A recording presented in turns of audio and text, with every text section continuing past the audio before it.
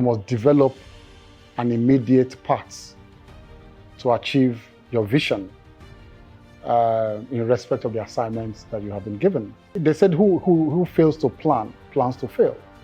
So the first thing is to have a clear plan. And once you have the clear plan, you must identify those factors that will aid you, that will assist you to achieve your objectives. And one of those factors would mean changing personnel to key into your vision, then you may have to do so. The entry point to your economy is at the airports. The airports are the face of the country. And that's why we want to develop master plans now for our 5 international airports. And we'll continue after that, but this is the first phase. The service is in a state of continual improvement. You cannot say that you have gotten it all. For instance, as of yesterday, we were all walking by foot. Then bicycle, then cars. Today we are flying. The same thing in service. When you get into a place, the first thing you do, you assess. What do you have on ground? What things do you need improving on? What things do you need in sustaining? We have like 5 international airports, so many other airports, about 22 of them scattered all around. And state governments are also building airports and handing over. Africa has about 1.4 billion people. And you know, we traverse. And if you go into any investment drive without civil aviation, it can never work. Nigeria has been able to sign bilateral air services agreement with many countries of the world, and we have identified any key potential area.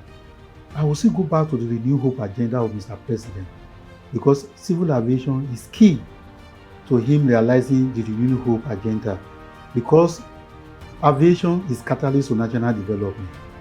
And since on coming on board, Mr. Festus Keyamo has been working frantically with all the agencies. Most times, what the passenger sees is what you call the optics of the aviation industry.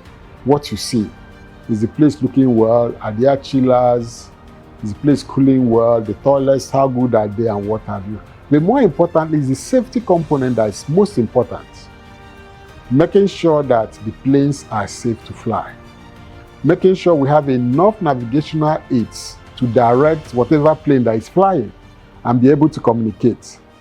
Making sure that we have the right kind of wind shearers and what have you that prevent an aeroplane when you are coming down, you don't crash land, as the case may be.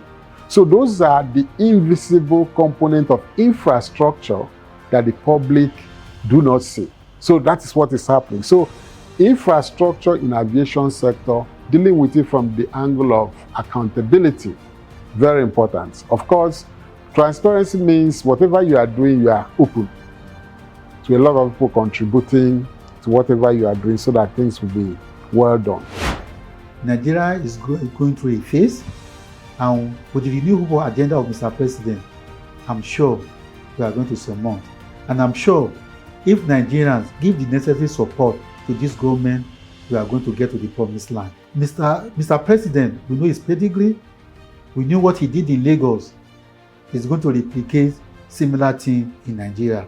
And I call on all Nigerians, on all public servants to give their best to Mr. President, and Nigeria will get to the promised land soonest. Well, the good thing is that we have a minister who is learned. And what I mean by being learned is a senior advocate of Nigeria. And he has come up with what we call 5 focus areas, which he intends to focus on. He's also optimizing the revenue generation. So there are 5 areas he's looking at. And these 5 areas, if we're able to deliver, bearing in mind the economic situation, support from Nigerians, then we will leave the aviation sector better than we met it. Nigerians will be very proud of what the aviation sector will become before we leave office. That I can assure you. Mark this word today. Mark it somewhere. Come back to me at the end of the race.